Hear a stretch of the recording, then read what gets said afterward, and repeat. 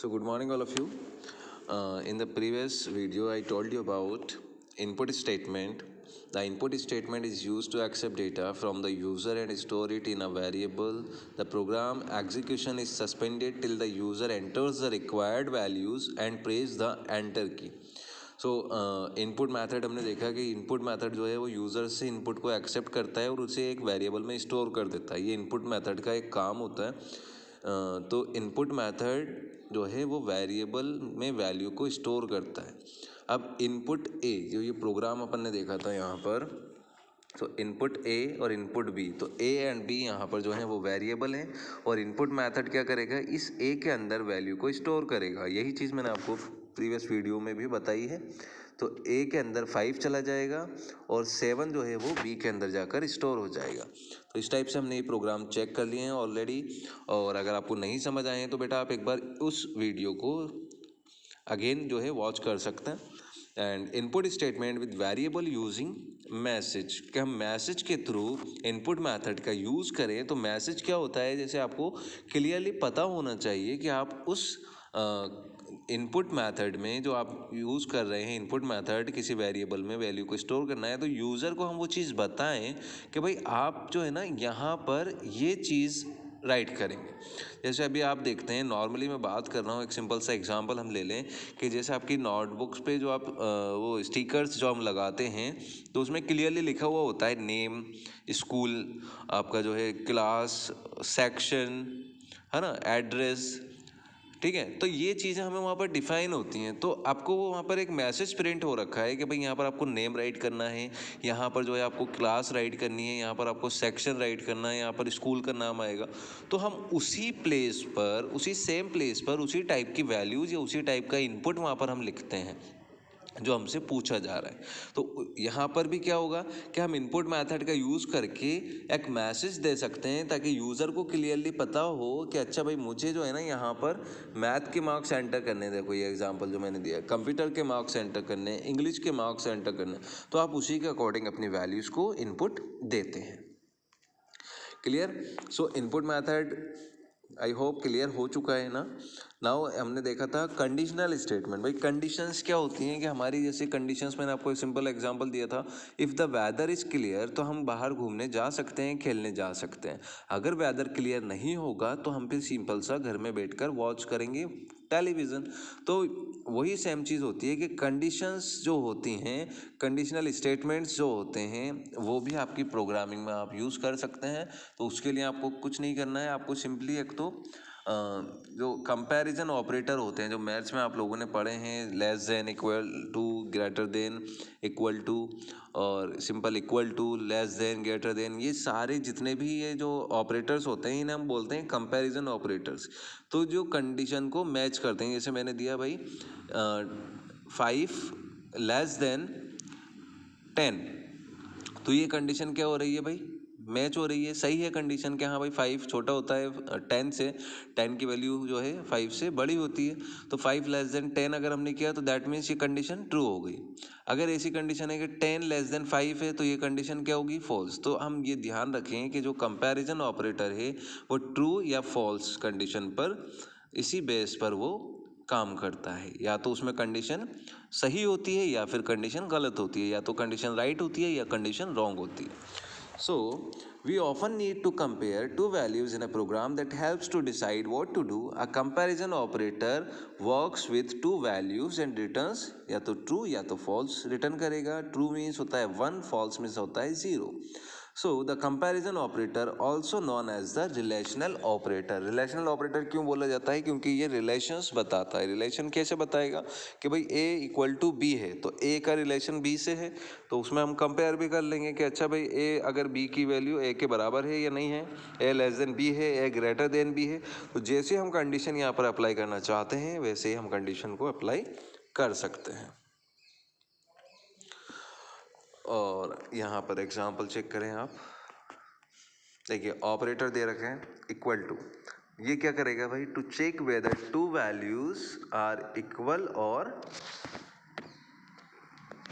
Equal to each other. तो A equals to B दिया तो ये क्या करेगा भाई, A की वैल्यू देखो यहाँ पर इन्होंने दे रखा है रिजल्ट में, सपोज ए की वैल्यू क्या है 8 है और बी की वैल्यू क्या है भाई 4 है। तो a इक्वल टू 8 और b इक्वल्स टू 4। तो a इक्वल टू b अगर हम देखेंगे तो ये कंडीशन फॉल्स ही आएगी क्योंकि a की वैल्यू 8 है और b की वैल्यू 4 है। तो 4 और 8 इक्वल टू तो हो ही नहीं सकते, इसलिए यहाँ पर इन्होंने फॉल्स कंडीशन दी है। फिर हमने देखा यहाँ पर देखिए लेस देन और ग्रेटर देन दोनों सिंबल साथ में हैं, तो ये क्या करेगा भाई to check whether two values are not equal to each other. तो ये क्या चेक करेगा कि जो दो वैल्यूज हैं वो आपस में एक दूसरे के इक्वल नहीं हैं। तो नहीं है इक्वल क्यों? क्योंकि A less than greater than B होना चाहिए। तो लेस देन है तो ये वाली कंडीशन हो जाएगी, सॉरी ए इक्वल्स टू 8 है तो ए ग्रेटर देन बी है, तो आपकी ये कंडीशन ट्रू हो रही है। तो इन ये दोनों कंडीशंस एक साथ दे दी कि ए लेस देन बी हो या ए ग्रेटर देन बी हो, तो क्या कर दो भाई ट्रू कर दो। क्यों ट्रू आया? क्योंकि ए की वैल्यू 8 है और बी की वैल्यू 4 है। तो फर्स्ट वाली कंडीशन क्या होगी ए लेस देन बी, यानी 8 लेस देन है 4 से, तो ये कंडीशन तो नहीं मैच हो रही है। लेकिन जो बाद वाली कंडीशन है कि ए ग्रेटर देन बी वो मैच हो रही है, इसलिए यहाँ पर क्या आ गया है आपका ट्रू आ गया है।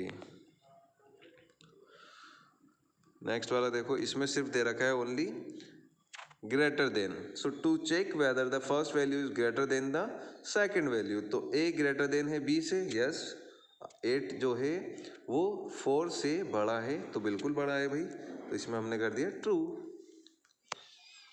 नेक्स्ट आपका था भाई लेस देन, तो ये लेस देन चेक करेगा, तो लेस देन नहीं है, ए की वैल्यू हमारी है 8, तो 8 जो होता है वो आपका 4 से बड़ा है, तो इसलिए ये कंडीशन क्या होगी 8 जो है हमारा 8 लेस देन 4, ये कंडीशन क्या होगी हमारी फॉल्स होगी। क्यों होगी false?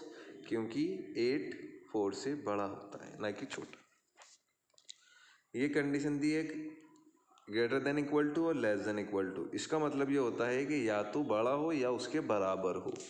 So to check whether the first value is greater than और equal to the second value, तो ए ग्रेटर देन है या इक्वल टू है बी के, तो ये तो कंडीशन ट्रू होगी।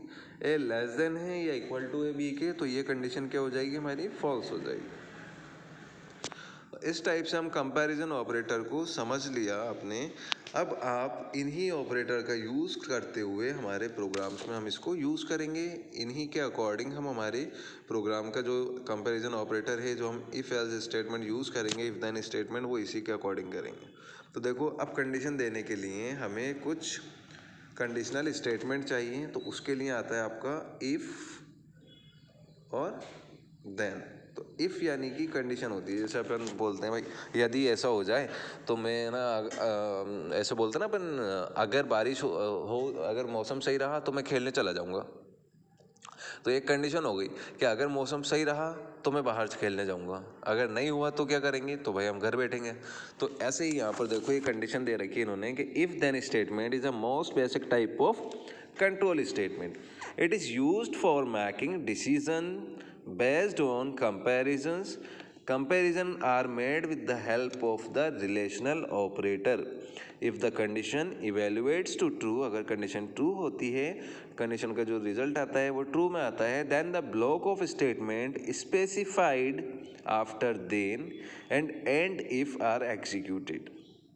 अब सिंटेक्स चेक करो ये वाला कि जो आपका सिंटेक्स है यहाँ पर क्या आ रहा है, इफ़ के बाद आप कंडीशन दोगे ए लेस देन बी या A greater than B, then statement हम देंगे कि अच्छा भाई ऐसा हो तो आप ये प्रिंट करा देना। फिर एंड इफ करेंगे, तो एग्जांपल चेक कर लो कि इफ़ एक्स की वैल्यू वाई से बड़ी है, एक्स ग्रेटर देन वाई है, देन क्या करो सी इक्वल्स टू सी प्लस 1 और एंड इफ कर दो। इसका मतलब क्या हुआ कि एक्स ग्रेटर देन वाई है तो उसकी वैल्यू में सी की जो वैल्यू है उसमें +1 ऐड करते रहिए। इफ़ सी, सेकंड वाला देखो, इफ़ सी ग्रेटर देन 10 हो देन प्रिंट सी। अगर सी की वैल्यू 10 से ग्रेटर देन है तो सी को क्या कर दो भाई प्रिंट करा दो। एग्जाम्पल चेक करिए, वाला बहुत सिंपल है, समझ आ जाएगा। एक प्रोग्राम राइट करना है, 7 नंबर का जो प्रोग्राम है ये क्या बताएगा, program to compare your age with your friend's age, कि आपकी फ्रेंड के एज में और आप में कौन बड़ा है ना। तो दोनों में कंपेयर करना है हमें। तो सबसे पहले आपने ले लिया है भाई CLS कमांड।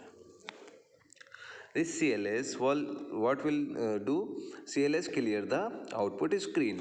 अब आउटपुट स्क्रीन क्लियर हो गई। हमने एक इनपुट मेथड लिया, इस इनपुट मेथड में हम एक मैसेज प्रिंट कराएंगे, हाउ ओल्ड आर यू, और एक यूअर एज नाम से हमने एक वेरिएबल ले लिया, और फिर एक और इनपुट स्टेटमेंट लिया। इस इनपुट स्टेटमेंट में एक मैसेज दिया कि how old is your friend, तो आपके फ्रेंड की एज पूछेंगे और वो उसके लिए एक वेरिएबल ले लिया फ्रेंड एज। तो ये दो मेमोरी में एक जो है ब्लॉक्स बनेंगे, और एक का नाम होगा यूअर एज और एक का नाम होगा फ्रेंड एज। तो इसमें आप अपनी एज डाल देंगे और इस वाले में आप अपनी फ्रेंड की एज डालेंगे। तो यहाँ पर देखो इन्होंने क्या करा, ये लिखा हुआ आ गया, मैसेज प्रिंट हो गया यहाँ पर स्टार्टिंग में, how old are you, how old is your friend. तो आपने दोनों में जो वैल्यूज दिए, तो 14 वाली जो वैल्यू है वो यूअर एज वाले वेरिएबल में जाएगी, और 15 वाली जो वैल्यू है वो फ्रेंड एज वाले वेरिएबल में स्टोर होगी। फिर प्रिंट करा दो, प्रिंट UR प्रिंट कराओ, और उसमें आप क्या प्रिंट कराओ भाई, इफ़ यूअर एज में एक वेरिएबल है और फ्रेंड एज एक वेरिएबल है। तो your age less than friend age हो, अगर आपकी एज आपके फ्रेंड की एज से लेस देन है तो आप क्या करेंगे,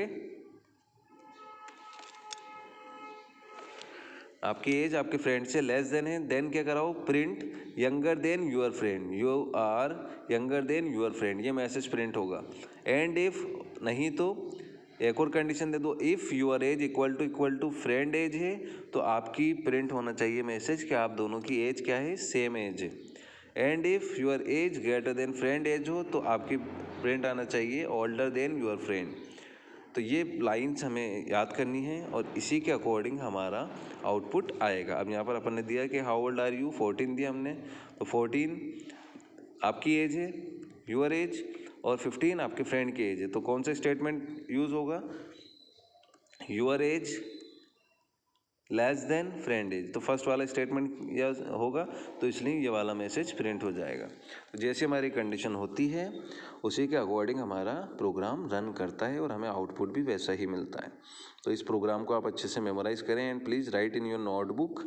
बहुत इंपॉर्टेंट प्रोग्राम्स हैं ये, तो इसको आप अच्छे से याद करें। And thank you so much. आज इतना काफ़ी है, कल मैं tomorrow discuss program 8 and program 9, तो इसको आप अच्छे से मेमोराइज़ कर लीजिएगा, बहुत इंपॉर्टेंट है। Okay all of you, thank you so much.